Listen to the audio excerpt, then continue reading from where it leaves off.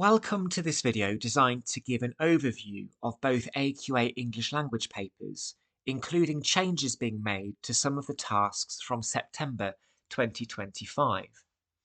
The aims of this session are relatively straightforward: to give an overview of both language papers, question by question, and in so doing to clarify the changes being made to some of the questions in terms of their wording.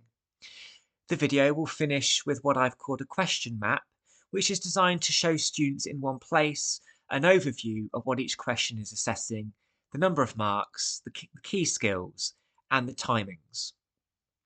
So let's start with paper 1, Explorations in Creative Reading and Writing, and look at question 1. Question 1 will no longer require students to write 4 statements themselves because the task is now multiple choice and will have 4 subsections, 2 of which I have screenshotted on the right-hand side. The question will still be about the opening of the extract and is designed to settle students into the exam and assess comprehension skills. The task will still be out of 4 marks. So this task is now relatively simple. It's a tick box activity with students not needing to write anything themselves. Question 2 remains unchanged. Question 2 is still assessing language skills, with the extract of focus reprinted above the question.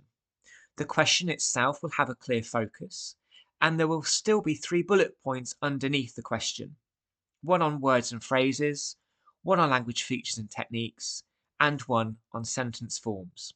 And the task remains out of 8. So question 2, paper 1, remains unchanged. Question 3 will still assess narrative structure, but there has been a slight rewording of the question.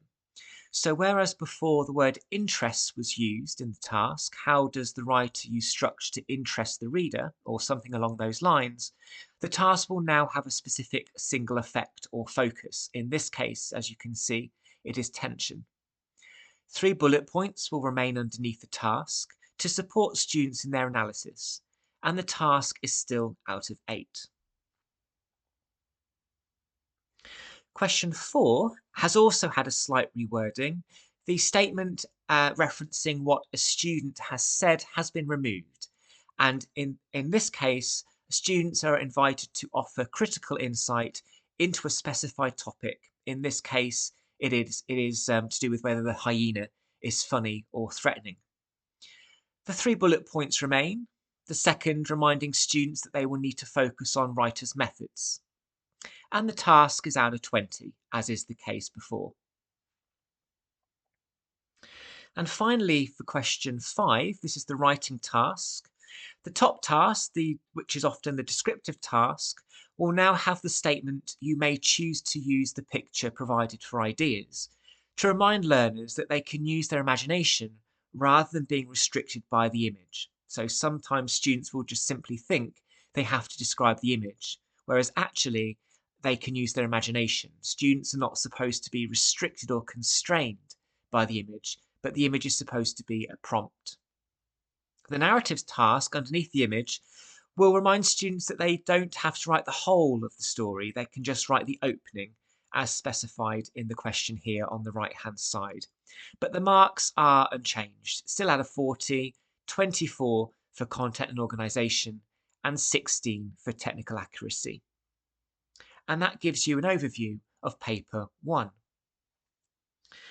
Moving on to paper 2, writers' viewpoints and perspectives.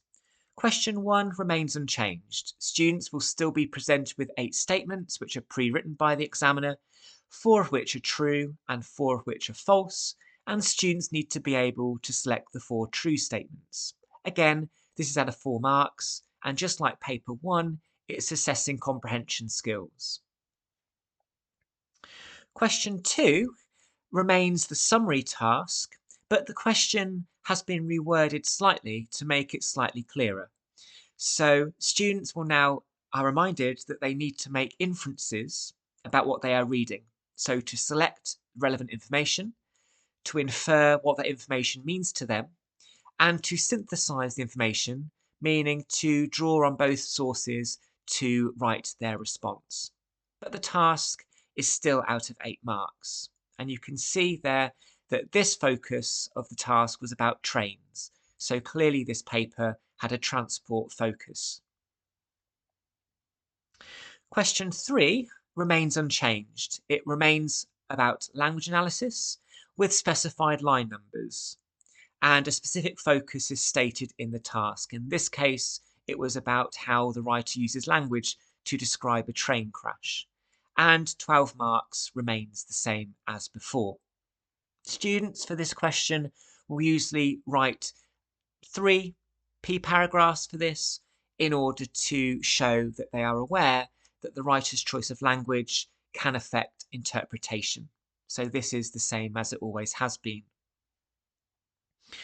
Question 4 is remaining about writers' viewpoints and perspectives and a comparison of such, meaning students will need to refer to both sources in order to do well.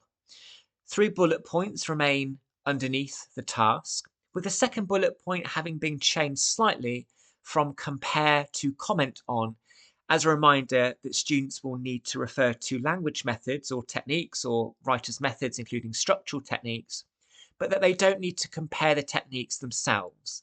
The techniques can be different in each task, as long as they refer to how meaning is created. And this is out of 16. So roughly speaking, this is the same as it always has been, just with that second bullet point having been reworded slightly. Students don't have to make a direct comparison between the methods in each extract. And finally, question 5 remains unchanged. This is the non-fiction or writing to give an opinion task, with one task which will be thematically linked to the topics of the extracts, hence why here we have a transport focus. You can see that it's out of 40, as has always been the case, 24 marks for content and organisation, and 16 marks for technical accuracy.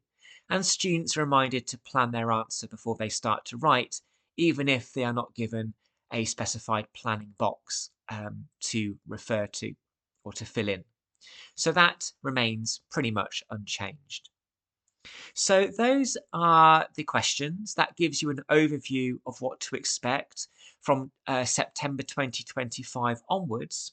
And just to finish this video with just an overview of all 10 questions in one place, you can see here that I've been quite clear in terms of this layout, what each question is assessing, how many marks that question is worth, how many minutes approximately students should be spending on each question, as well as the key skills in bullet points in terms of what the examiner is assessing.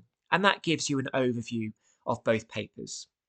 So hopefully that was useful, and thank you very much for watching.